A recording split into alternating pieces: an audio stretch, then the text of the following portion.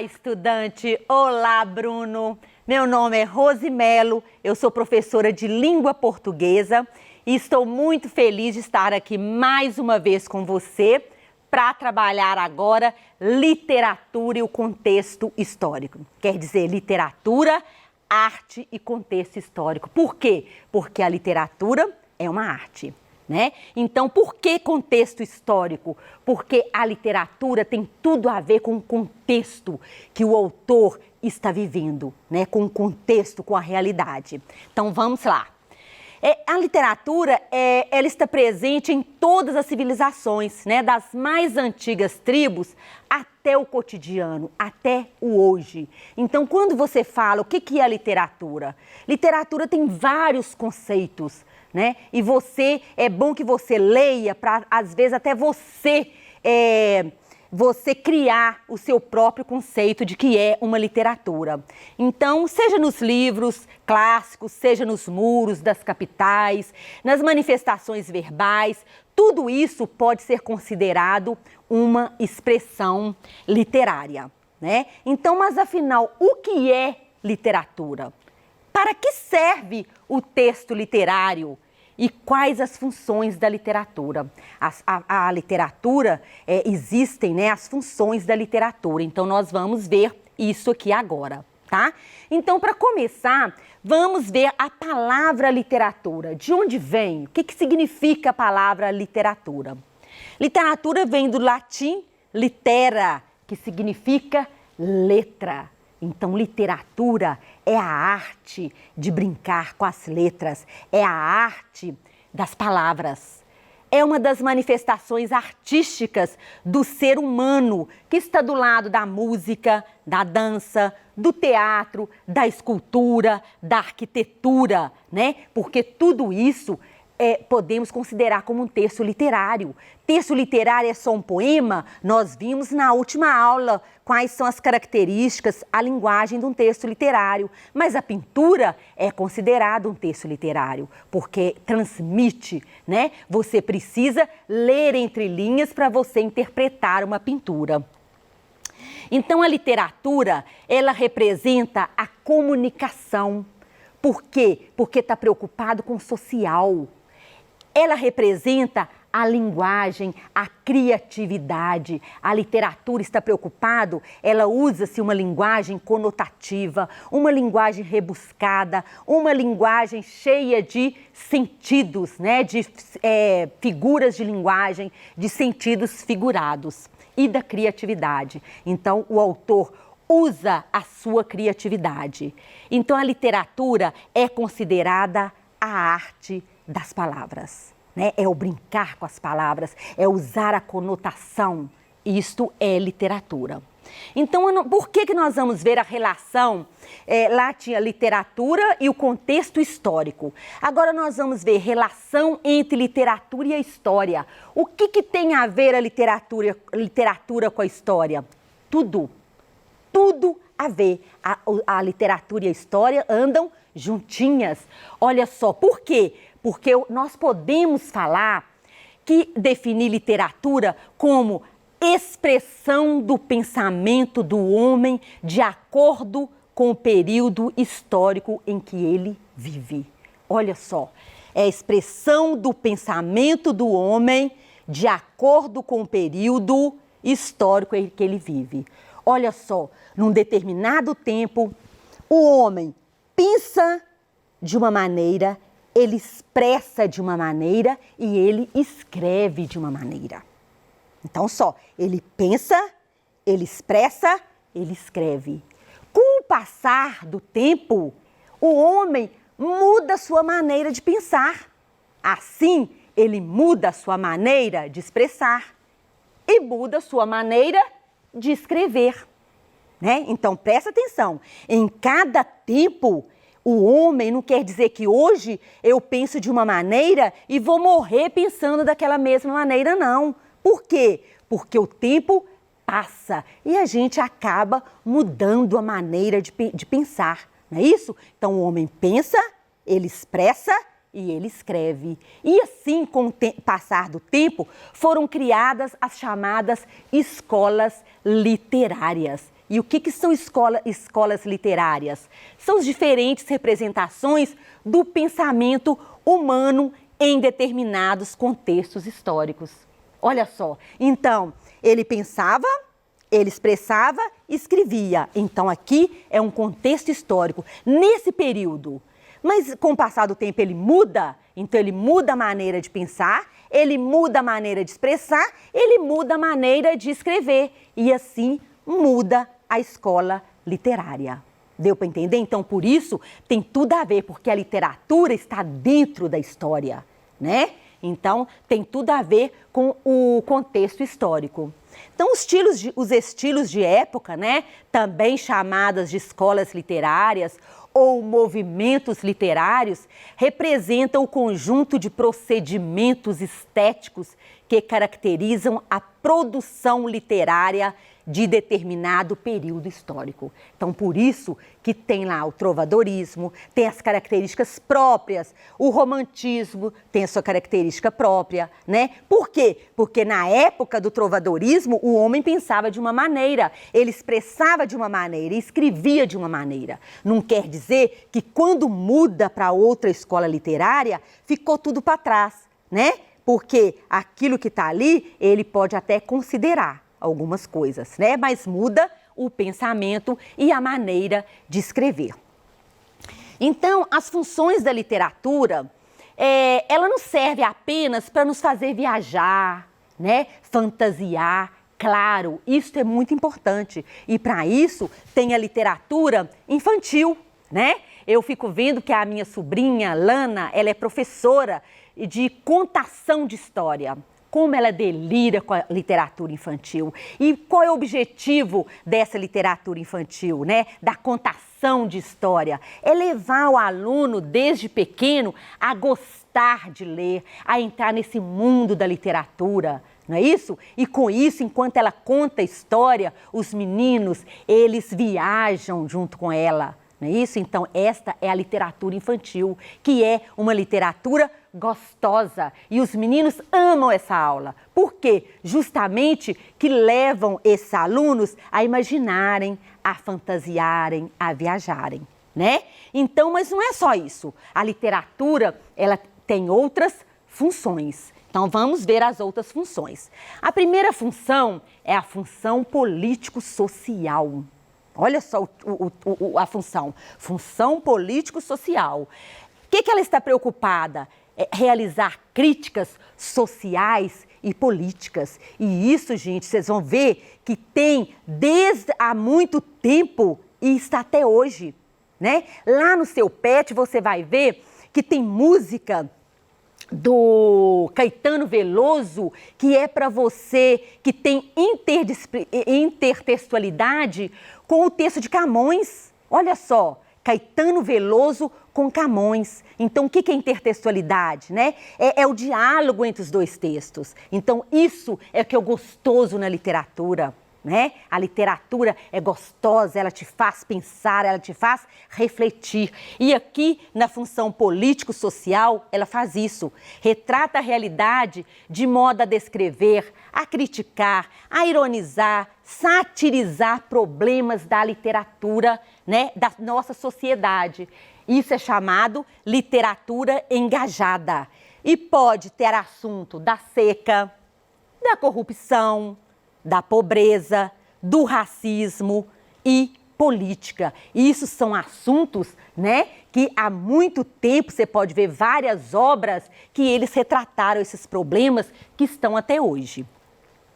Aqui nós podemos ver, né, no poema O Navio Negreiro, que é de Castro Alves, ele faz parte da terceira geração do romantismo, onde nesse poema ele denuncia a escravidão e incita o povo a acabar com ela. Então, era um problema, mas que ele levou nesse poema as pessoas, as autoridades, a refletirem sobre o problema. No romance O Cortiço, né, famoso Cortiço de Aloysio Azevedo, que ele é do naturalismo, aponta a miséria material e moral dos moradores do cortiço. Então ele faz uma crítica, né? Como que aquelas pessoas vivem no cortiço. E o poema Morte e Vida Severina, de João Cabral de Melo Neto, ele denuncia a vida sofrida do sertanejo, né? E como os donos das terras do Nordeste brasileiro exploravam esse trabalho. Então eles fazem essa denúncia neste poema. E a função catártica é aquela função responsável por liberar emoções e sentimentos. A palavra catártica vem de catarse, do grego catarse, significa purificação, libertação. Imagina você que gosta de futebol assistindo um jogo. Então lá você xinga, você vibra com um gol, você chora quando levou um gol, né? Quando seu time tomou um gol. Então ali você libera suas emoções, você grita, você chora, você dá risada, não é isso? Você canta. Então naquele momento aí teve a função catártica, é a função onde você libera emoções. E aqui na literatura não é diferente. Tanto o autor, ao escrever, ele libera essa emoção e você, leitor, quando vai ler, também você libera essa emoção. Porque às vezes você chora, você ri, né? Depende do que você está lendo.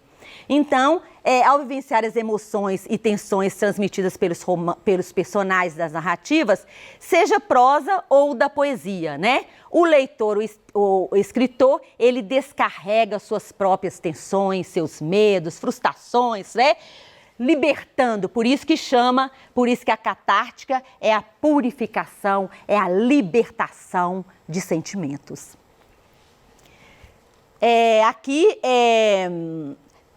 Se você ainda não conhece, né? Você pode ler Vou-me Embora para Pasárgada, de Manuel Bandeira. E lá é um exemplo, né, desta função catártica. Ele vai mexer profundamente com você. Então, às vezes, gera choro, gera sorrisos, ansiedades e até calafrios, né? Este é o objetivo dessa função.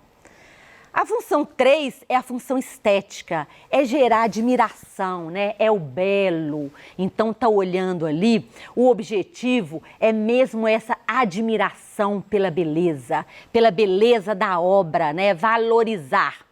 Então, o belo na literatura está um emprego adequado da metrificação, né, que nós vimos na aula anterior, do ritmo, da rima, do uso das figuras de linguagem, da articulação das personagens, da estrutura do enredo, né, entre outros elementos. Então, nessa função estão todos esses recursos, né, ou alguns. Quem sou eu aqui para abordar todos os recursos que um autor, né, pode usar na sua obra literária? Então, aqui nós temos entre eles o Olavo Bilac, que era do parnasianismo. Por que ele é considerado da função estética, né? Devido à habilidade de compor poemas com rima, ritmo e métrica perfeitos. E o Guimarães Rosa, que é da terceira geração do modernismo, devido à capacidade de criar um vocabulário e realidade únicos nas suas obras. Então aqui, para exemplo dessa função estética, eu vou ler para vocês um poema super importante e super, vamos falar, esqueci a palavra, vamos lá. Vou ler para vocês então aqui, Profissão de Fé.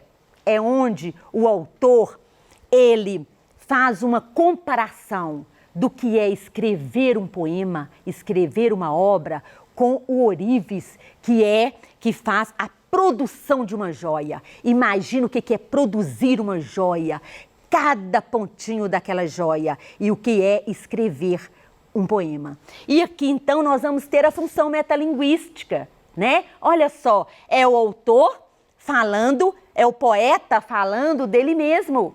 Olha só. Então, presta atenção. Invejo o ourives quando escrevo, imito o amor, com que ele, em ouro, o alto relevo faz de uma flor.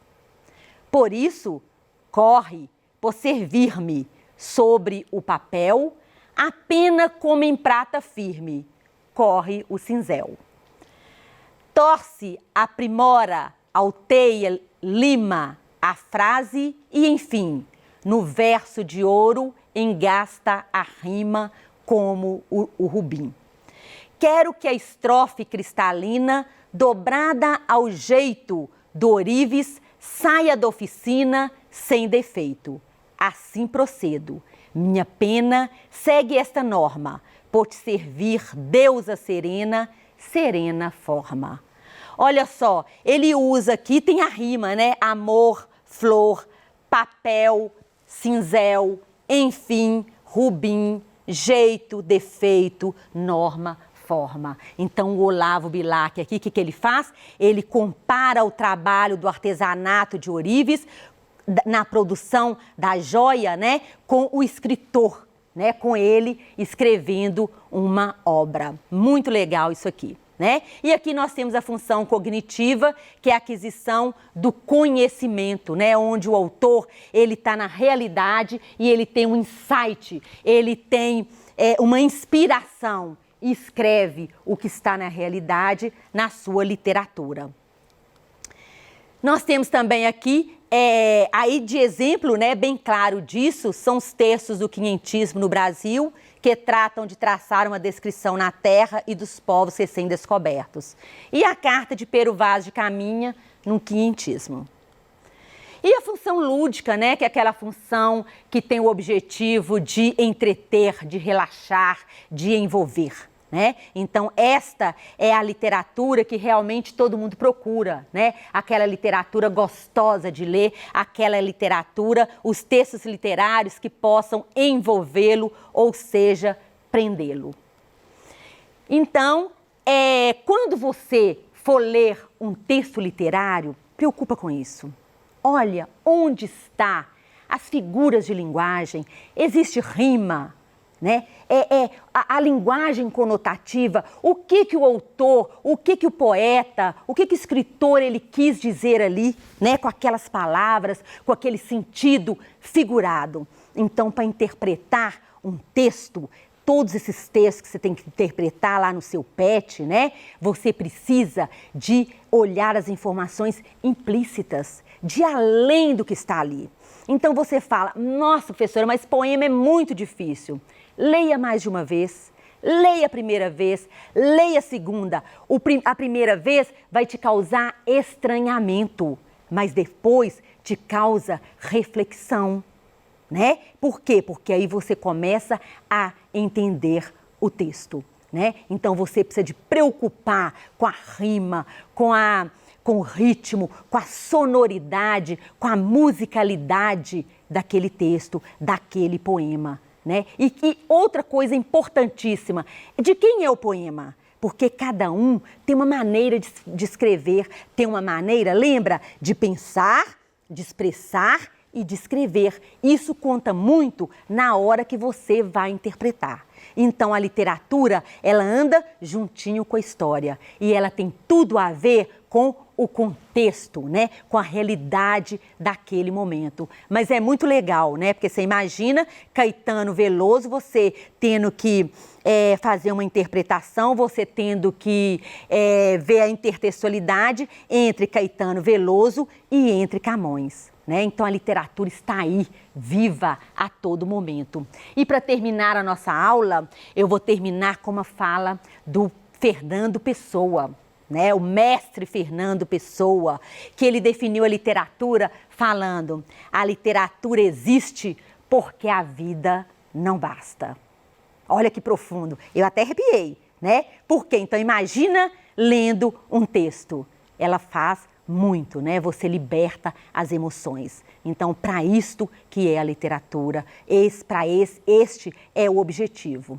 Então, espero que você tenha gostado da nossa aula de hoje, né? E que você, ao ler os textos, as questões do seu PET, você leia mais sobre as épocas literárias, sobre o poeta que escreveu, né? Sobre o autor, para você interpretar, tá? Muito obrigada, Espero que você tenha gostado da nossa aula de hoje. Um beijo no seu coração e até a nossa próxima aula.